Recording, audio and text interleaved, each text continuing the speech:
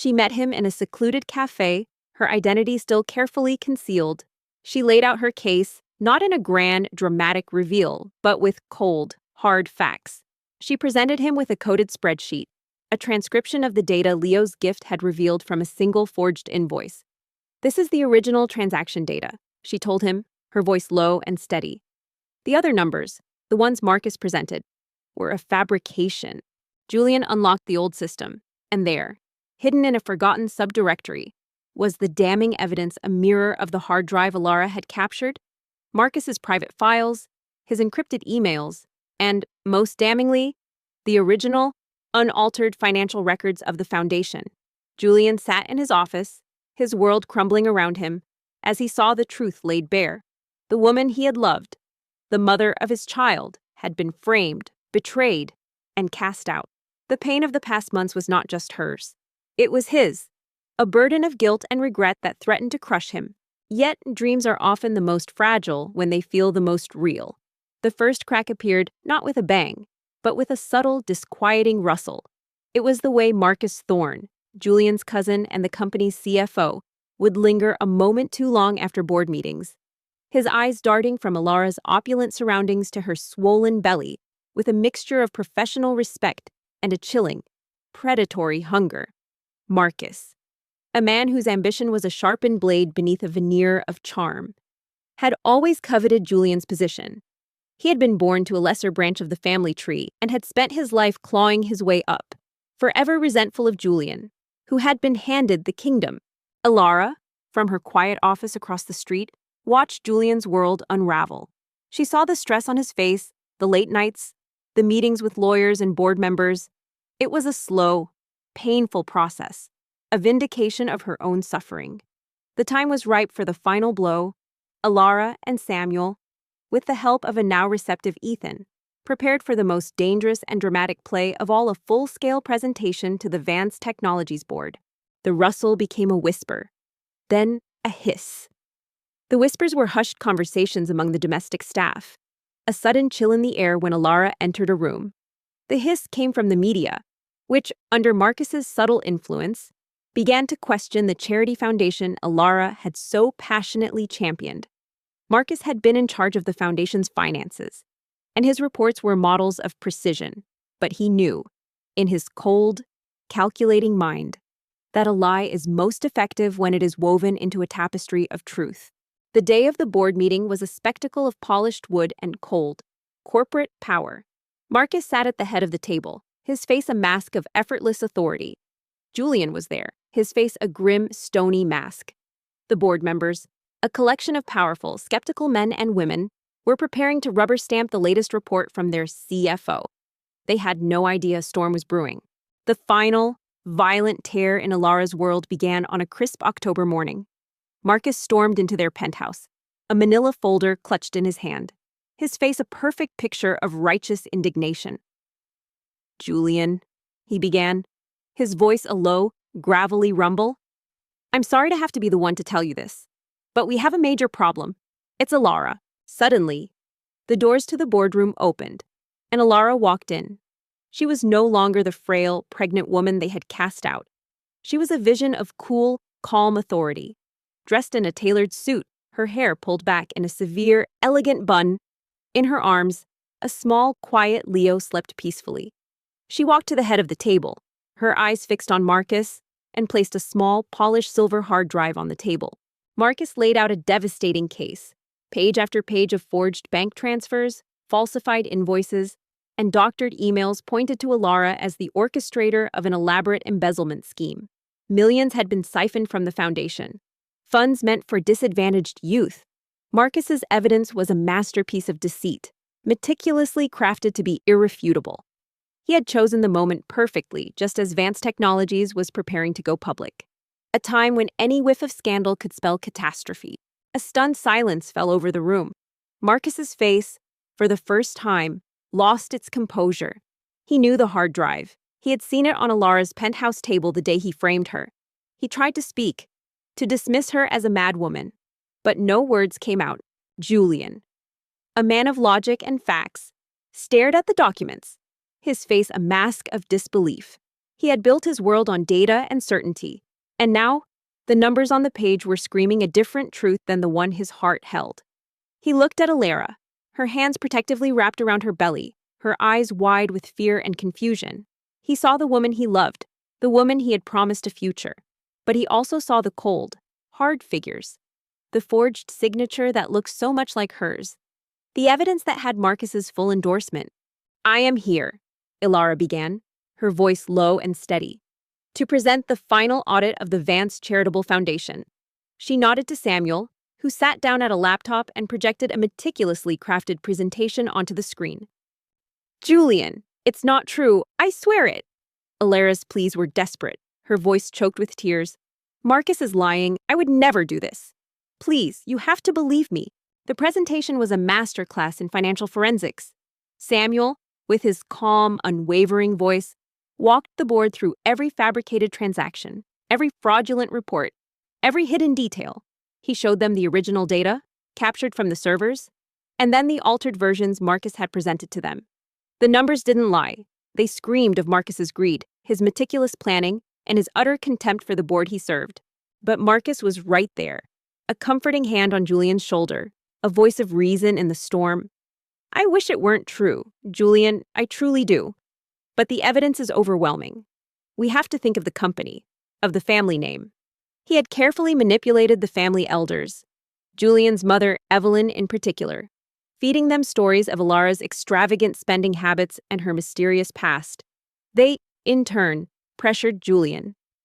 "This is not about your heart, son," his mother had said, her voice like steel. "This is about duty." The board members, initially skeptical, were now staring at the screen in horrified fascination. They saw not a disgraced woman seeking revenge, but a brilliant, methodical professional presenting an undeniable case.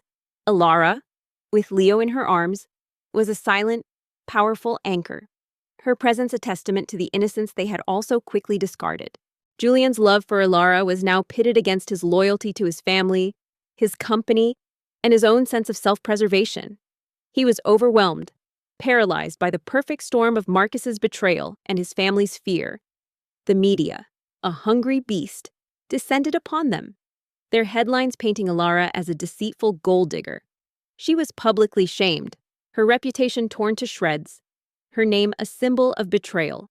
Marcus, his face now a furious red, finally found his voice. "This is a farce. She's a thief, a liar.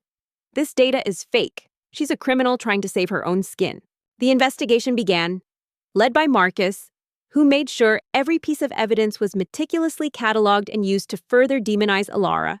Her accounts were frozen, her belongings inventoried, her every move watched. The stress was a physical weight, a constant, crushing pressure on her body and her unborn child. She was an outcast, stripped of everything she had worked for and everything she had come to love. The friends she had made in Julian's circles vanished, their loyalty a fragile illusion.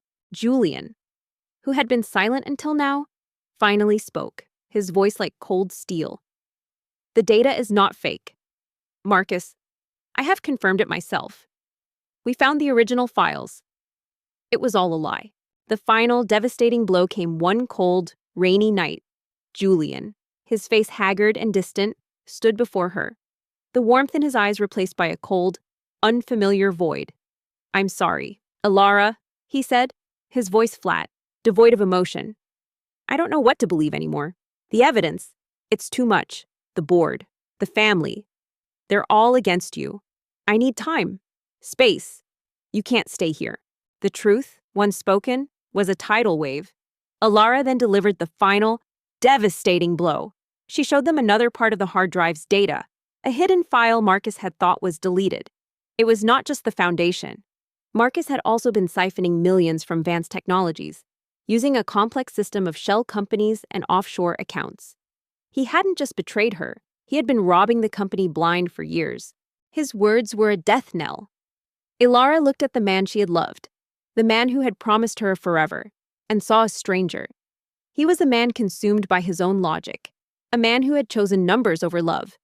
With nothing but a small suitcase filled with a few clothes and a heart shattered into a million pieces, Alara left the golden cage. The board erupted in a firestorm of fury and outrage. Marcus, his empire of lies and deceit crumbling around him, was led out of the boardroom in handcuffs, his face a mask of utter defeat. The world Alara Vance inhabited was a masterpiece of polished marble and panoramic city views. A life so flawlessly curated, it felt less like reality and more like a high-fashion magazine spread.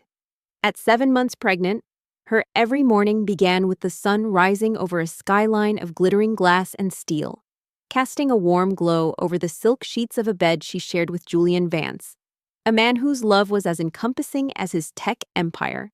Julian, the CEO of Vance Technologies, was the architect of this perfect life. He had found Alara, a modest but brilliant art historian, and had elevated her to the pinnacle of society. Not as a prize, but as a partner. Her pregnancy was the final, precious layer of a dream she was certain would last forever. The room cleared, leaving only Alara, Julian, and Leo. Julian walked towards her, his face a mixture of remorse and disbelief. "Ilara," he said, his voice choked with emotion. "I am so sorry. I should have trusted you. I should have believed in our love. I was a fool." She found herself in a world she no longer recognized. A small, run-down apartment in a forgotten part of the city. The opulence and luxury were gone, replaced by a constant hum of traffic and the lonely echo of her own breathing. She was pregnant, disgraced, and utterly alone, a ghost of her former self. At night, she would lie in a cheap, unfamiliar bed, her hand resting on her swollen belly, her tears a constant companion. Ilara looked at him, and for the first time, she felt no anger, no pain. There was only a profound sense of distance, of a bridge that had been burned to ashes. She saw not the man she had loved, but a ghost, a memory. She had fought for her truth, for her son, and for her own sense of self-worth. She hadn't done it for Julian's forgiveness. "It's just you and me now. Little one," she would whisper to the life within her, her voice trembling. "I don't know how we'll get through this, but we will." She held on to that promise like a lifeline, a tiny, flickering flame in the all-consuming darkness that had become her life. "It's not about forgiveness, Julian," she said, her voice soft but firm. "It's about the truth. It's about what was right, and you chose to believe the lies. I am not the same woman you cast out. I don't need your world, or your forgiveness. I have everything I need right here." The world outside the hospital was an unforgiving concrete jungle, but in the small, sterile room, another world was born, a world of skin on skin, of the first cries of a new life, and of a love so fierce and primal, it dwarfed every betrayal she had ever known. Alara gave birth to a healthy baby boy, a tiny, perfect creature with a shock of dark hair and eyes the color of a clear winter sky. She named him Leo, a name that meant lion, a silent wish for strength in a world that had tried to devour her. She looked down at Leo, who was now stirring in her arms, his eyes opening to reveal their clear, brilliant blue. He was her little lion, her miracle, her moral compass. He was her future. Ilara turned and walked out of the boardroom, leaving Julian alone in the ruins of his world, a man who had everything and yet had lost the one thing that truly mattered. She stepped out into the sunlight, a woman reborn, ready to build her own kingdom, a kingdom of truth and love, with her son by her side. After the fateful moment in the boardroom, the world dramatically shifted. News of the Vance Technologies scandal, Marcus Thorne's arrest, and the tragic story of Alara Vance being falsely accused spread globally. Now, she was no longer the disgraced villain. She was a heroine, a symbol of resilience and justice. Public opinion turned, and newspapers raced to publish articles praising her. But Alara, with her trust long since cold, paid no mind to the accolades. She had done everything not to regain her reputation, but to protect the truth and her son's future. Holding him for the first time, a wave of profound peace washed over her.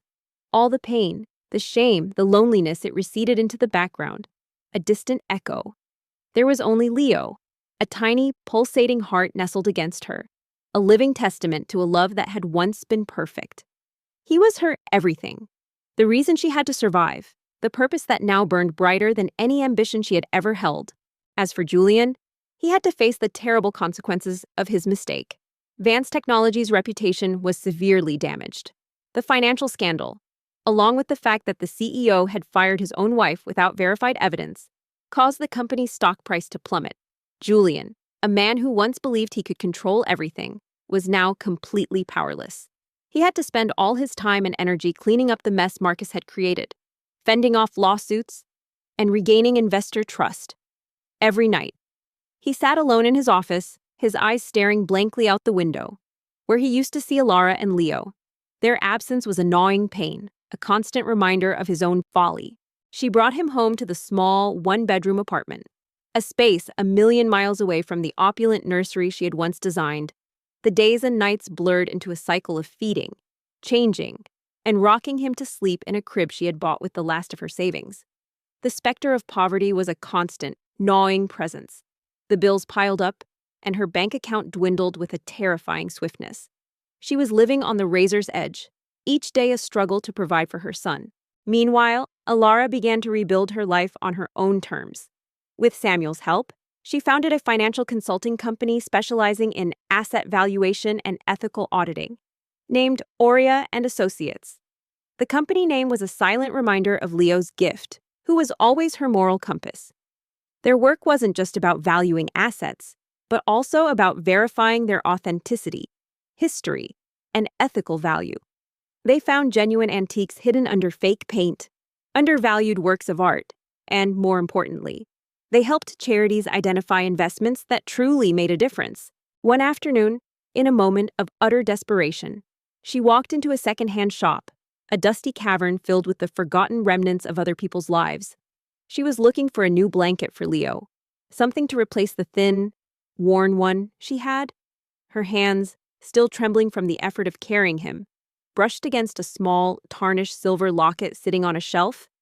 In a moment of pure, raw grief, she thought of Julian, of the locket he had given her on their first anniversary, and she was overcome with a powerful, desperate sense of loss. Leo grew up surrounded by his mother's love and the protection of Samuel, who became a devoted surrogate father. The boy's gift also evolved over time. It was no longer just fleeting images, but a deeper, more profound feeling. He could touch a painting and feel the artist's pain, touch a book and feel the author's passion. The gift was not just a tool, but an emotional bridge, a door to understanding the hidden stories within every object. She instinctively picked up the locket, holding Leo in her other arm, and her world exploded. It wasn't a thought or a memory, but a full-body, visceral sensation. She saw a flash of a young couple laughing, a soldier in a dusty uniform, a worn letter sealed with a kiss. The images were so vivid, so real. She could feel the soldier's longing, the wife's despair, and with the images came a profound, undeniable sense of worth, a value that went far beyond the tarnished silver. It was a moral compass, a window into the locket's soul. 5 years later, Aurea and Associates had become one of the most respected consulting firms in the financial world. Alara, now a powerful and confident woman, stood at the pinnacle of the world she had once been cast out of. At the same time, Julian had succeeded in pulling Vance Technologies back from the brink of bankruptcy. But he was no longer the arrogant man he once was. The pain had transformed him into a more reserved and mature person, one who understood that the greatest value in life could not be measured by money or power. He had tried to contact Alara many times, but she always refused. She didn't want him to enter her world, where she and her son had found peace. Alara gasped, her heart pounding in her chest. Leo, nestled in her arms, had his eyes wide open, and for a fleeting, impossible second, they seemed to glow with a soft, ethereal light. The world around her, the dusty shop, the endless rows of forgotten things, all seemed to fade away. There was only the locket, the vision, and her son's glowing eyes. One day, an unexpected threat emerged. A giant, newly established tech corporation, led by a mysterious man named Elias Vance, began to acquire Vance Technologies' subsidiaries. Julian tried to fight back, but Elias seemed to know every weakness, every loophole in the company's system. He was always one step ahead. Julian felt helpless and realized that this was a war he couldn't win. His desperation led him to seek out the only person who could help him, Alara. She was shaken, disoriented, and utterly terrified. She dismissed it as a trick of her sleep-deprived, grief-stricken mind, but the feeling lingered, a phantom touch on her soul. A few days later, her funds were at their lowest. She had to pay the rent, and there was no more money for food. She looked at the locket, a small, desperate hope bubbling in her chest. She took it to a local antique dealer, a gruff but honest man named Mr. Henderson. Julian arrived at the office of Aurea and Associates, a modest but elegant building, a world away from the flashiness of the Vance Technologies Tower. Alara agreed to see him, but not in her own office. She led him to a small exhibition room where she displayed the precious items she and Leo had found.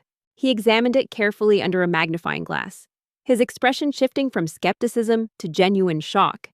"It's a genuine Civil War-era piece," he said, his voice a low rumble of disbelief. "A sentimental relic. The maker's mark was hidden by the tarnish. It's worth far more than its weight in silver." He offered her a sum that felt like a fortune. It was enough to pay her rent for 2 months and buy a new crib and a full pantry of food for herself and her son. Seeing Alara, Julian felt his heart constrict. She was still beautiful, but her eyes no longer held the innocence of the past. They now held a strength, a worldliness that made him feel so small. At the same time, Leo, now a bright young boy, ran to his mother's side. Julian looked at the boy, and a strange, painful feeling welled up inside him. He had missed all of his son's formative years. Alara walked out of the shop, her heart pounding with a mixture of relief and disbelief. It was too much of a coincidence. She had to know. The next day, she returned to the flea market, her heart a drum of anticipation. She held Leo in her arms, and with a trembling hand she touched a supposedly vintage painting. Again, that same rush of information.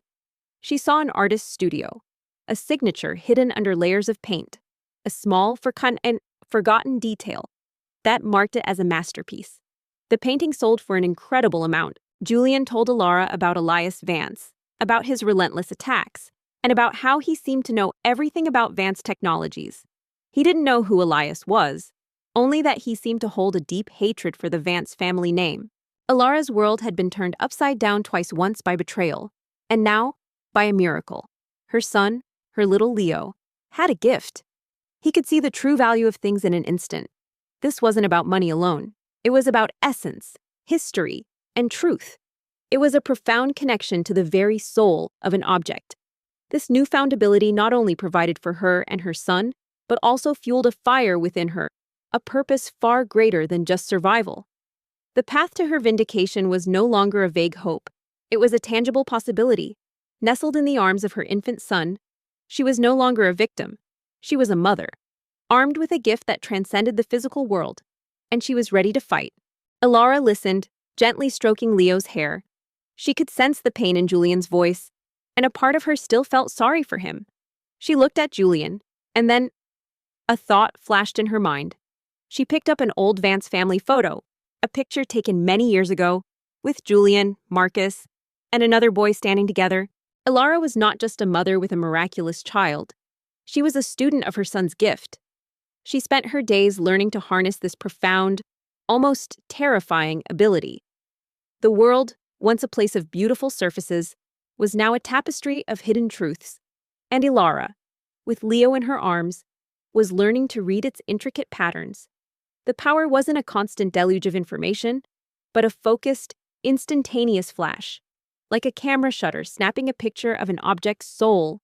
The glowing in Leo's eyes was the only outward sign, a beautiful, silent signal that she was on the right path. "Who is Elias Vance?" she asked. "Don't you know he has a lion tattoo on his right arm?" Julian replied. "The lion. That's his symbol. I've seen him wearing a lion ring." She began her journey in the most unlikely of places: flea markets, dusty antique shops, and forgotten pawn stores. Alara would take Leo with her, a small, bundled lion in her arms, his presence a constant source of comfort and strength. She would walk through the rows of forgotten treasures, her hand brushing against a tarnished lamp, a chipped vase, a worn wooden box. With each touch, she would feel that familiar rush, a vivid, detailed vision of the object's history. A cheap porcelain doll wasn't just a toy. It was a child's beloved companion, a silent witness to a family's joy and sorrow. A dusty, leather-bound book wasn't just a collection of words. It was a scholar's life work, a testament to a man's passion and dedication. Alara gently placed her hand on the photo. Immediately, Leo, in his mother's arms, looked up. The ethereal light once again shone in his eyes. Alara didn't see financial data or the object's history. She saw another image, a boy standing next to Julian and Marcus, his eyes filled with envy and a craving for recognition. That boy was Julian's cousin, who had been cast out and expelled from the company by the Vance family for a minor mistake. He had changed his name and spent his life accumulating power, waiting for the day of his revenge. The gift was not limited to financial value, though it was certainly a powerful tool for survival. Alara learned to discern a genuine antique from a well-made fake, using the gift to find rare, priceless items hidden among junk. She developed an uncanny ability to spot a diamond in the rough, a masterpiece in a pile of forgotten canvases.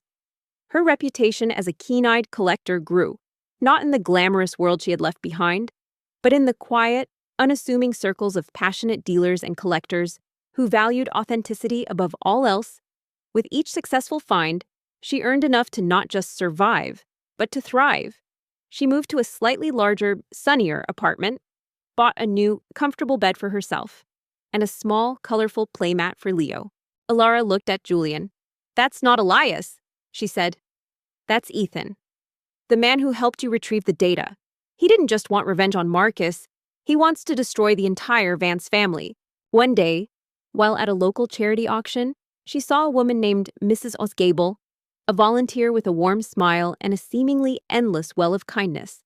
Alara, starved for genuine human connection, felt herself drawn to her. Mrs. Gable spoke to her about the auction, about her love for the cause, and for a fleeting moment, Alara felt a spark of her old self, the woman who had so passionately championed her own charity. On impulse, with Leo in her arms, she reached out and touched Mrs. Gable's hand. Julian was stunned. He had trusted another snake without even knowing it. Elias Vance was Ethan, the man who had used his hatred to deceive Julian. He had once again taken advantage of Julian's foolishness. The familiar glow appeared in Leo's eyes. But this time, the vision was different. It wasn't warm and comforting. It was a flash of cold, calculating greed. Alara saw Mrs. Gable, her kind smile a mask, discreetly pocketing a valuable brooch from the auction table, her eyes darting around the room to make sure no one was watching. The vision was a shocking betrayal of Mrs. Gable's facade, a chilling glimpse into the true worthlessness of her kindness. Alara recoiled, her trust shattered in an instant. The gift wasn't just for inanimate objects. It could reveal the true nature of people. It was a terrifying and intoxicating power, a profound moral compass. Alara looked Julian straight in the eyes. "I will help you," she said, but not out of love or forgiveness. "I will help you for our son. I don't want our son to grow up in a world where liars and hateful people can win." This revelation was a turning point. Her focus shifted from mere survival to a singular, burning purpose: justice. The injustice of her situation, the betrayal by Julian, the public shame, it all coalesced into a fierce, righteous anger. She knew the man responsible for her downfall was Marcus Thorne. She knew his lies were perfect, his facade unbreakable. But she had a tool he could never comprehend, a secret weapon he could never defeat. She was no longer a victim. She was a mother, armed with a gift that transcended the physical world. And she was ready to fight. She would use her son's gift not for profit, but for truth. Her first target was clear: the very foundation of lies Marcus had built to frame her. She would prove her innocence. Not for Julian, not for the world that had abandoned her, but for her son. So he would never have to grow up with the shadow of a criminal mother. Once again, Alara and Julian worked together, not as a married couple, but as two partners. This time, they not only had Julian's logic and Alara's talent, but also Leo's gift. They used Leo's gift to trace Ethan's movements, uncovering his secret plans and shell companies. Julian trusted Alara completely, having learned that the truth is not always in the numbers, but sometimes in a touch, in a glance. The world of Alara's revenge was not one of grand gestures, but of meticulous, painstaking work. Her first step was to build a new identity, a woman invisible to the surveillance of the Vance family and Marcus. With the profits from her antique dealings, she bought a small, secure office space under a fake business name, Aurea Research. It was a fitting name, meaning golden in Latin, a nod to the brilliant truth her son revealed. She then acquired a set of secondhand computers, a high-quality scanner, and a shredder tools for a new kind of war. In the end, Ethan was exposed, and Vance Technologies was saved. After the battle, Alara and Julian sat alone in his old office, where everything had begun. Julian looked at her, his eyes now holding not just regret, but also admiration and a love that had been tested and forged. Alara's new life was a double existence. By day, she was still the quiet mother, caring for Leo, her heart full of a love that was both her shield and her sword. By night, she became a phantom, a ghost haunting the edges of a world that had once been her own.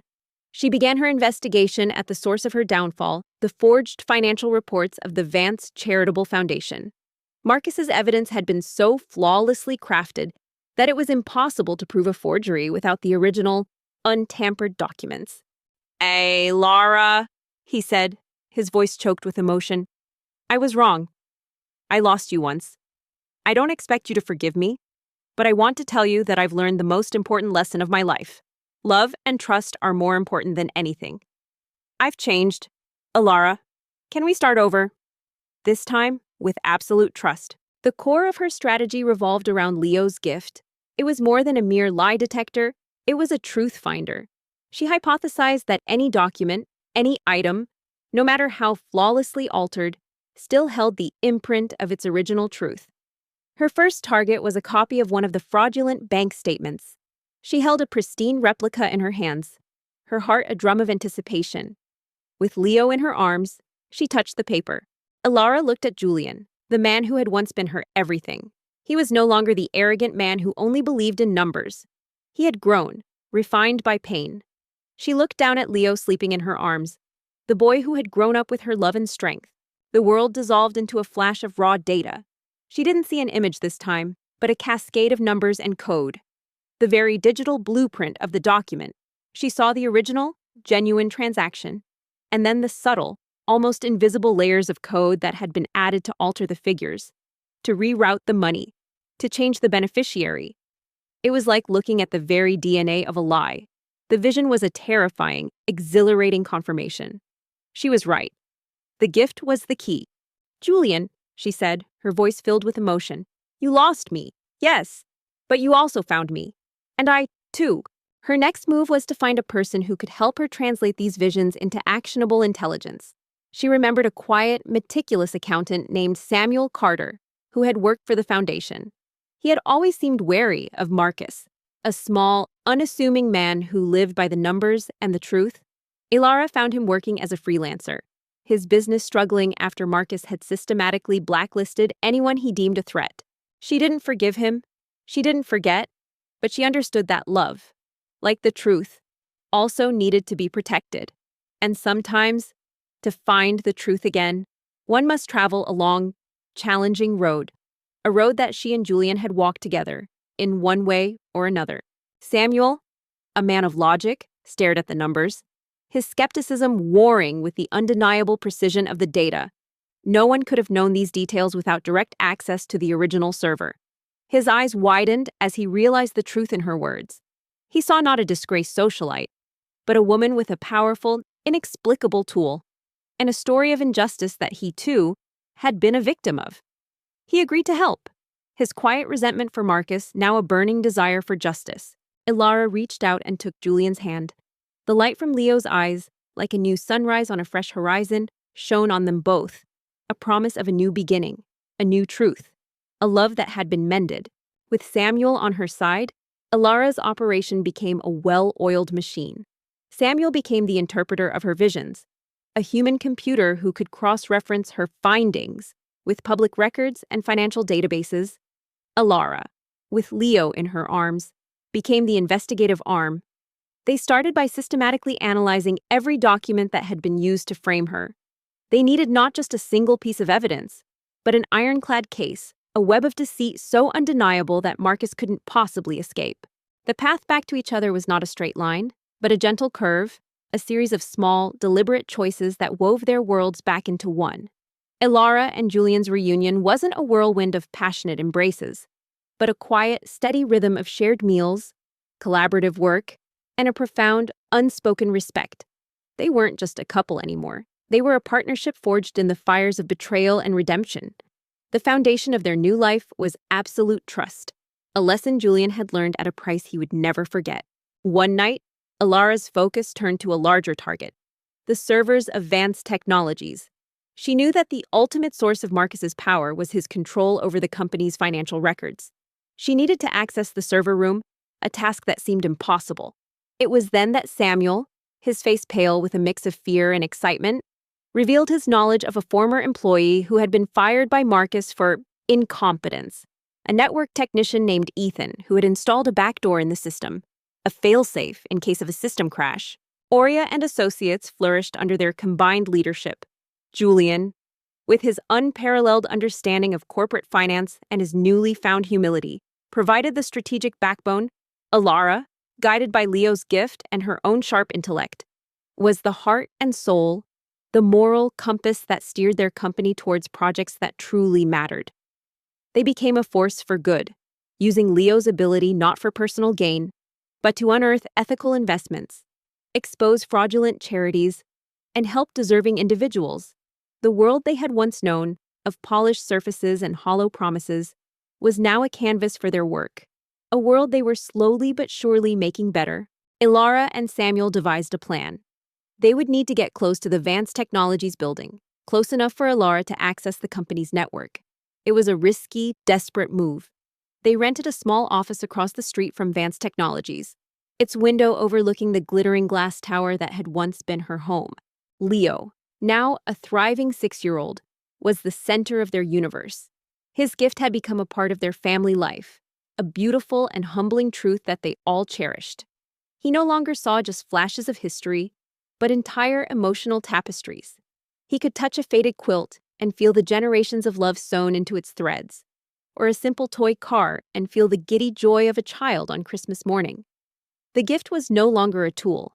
It was a profound way of seeing the world, and Ilara and Julian were his first and most devoted students. The day came, cold and clear. Ilara sat with Leo in her arms, her heart a frantic drum against her ribs.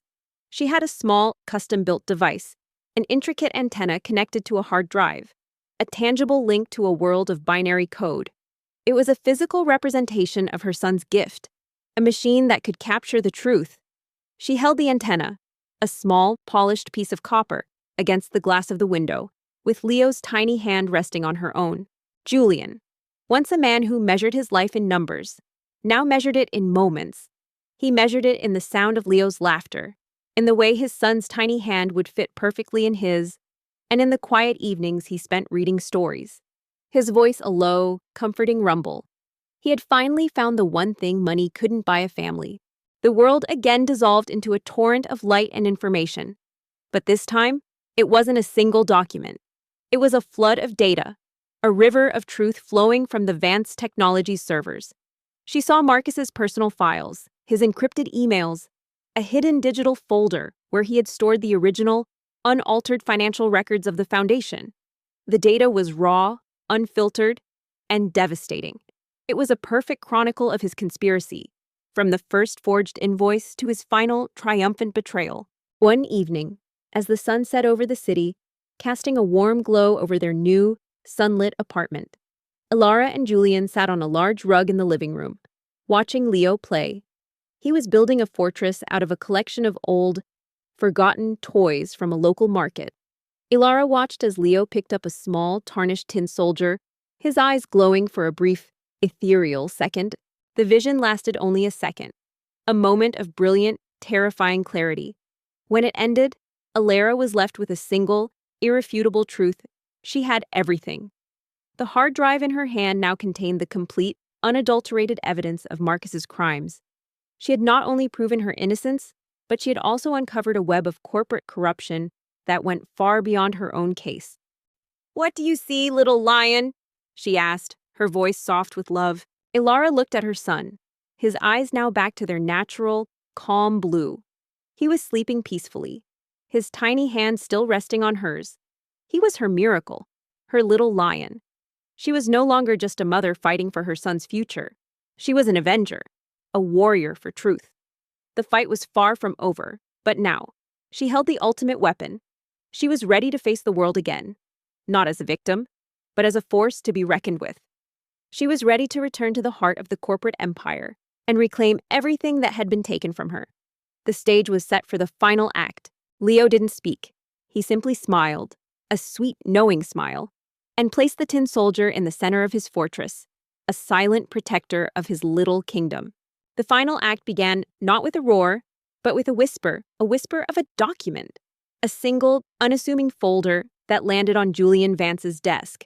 It was an anonymous tip, a digital file containing a single, meticulously detailed spreadsheet. The numbers were not from his CFO, Marcus, but from a source so precise and unassailable that it sent a shiver down his spine. The spreadsheet detailed a single, legitimate transaction from the Vance Charitable Foundation, a transaction that had been presented to him as a fraud. The data was a ghost, a perfect, unforgeable echo of the truth, and it led Julian to question everything. Julian reached out and took Alara's hand, his fingers intertwining with hers. He looked at his wife, the woman who had walked through hell and emerged stronger, and then at his son, the miracle who had shown them all the true meaning of value. He had lost his first world, a world of beautiful lies. But in its place, he had found something so much more. He had found a new world, a world of truth, of love, and of the profound, unspoken promise of a family finally whole.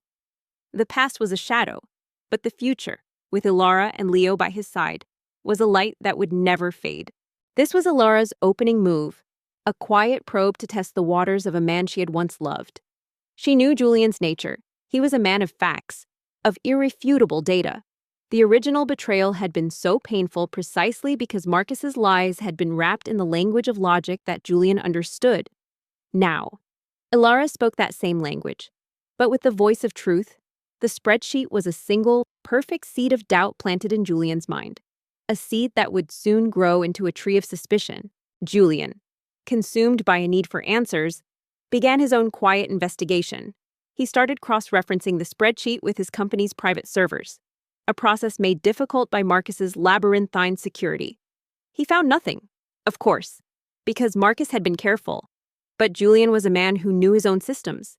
He remembered the fail-safe, the old backdoor installed by a technician Marcus had fired. He reached out to Ethan, the technician, a man who had been blacklisted and had his life ruined by Marcus's machinations. Ethan, fueled by his own desire for revenge, gave Julian the key.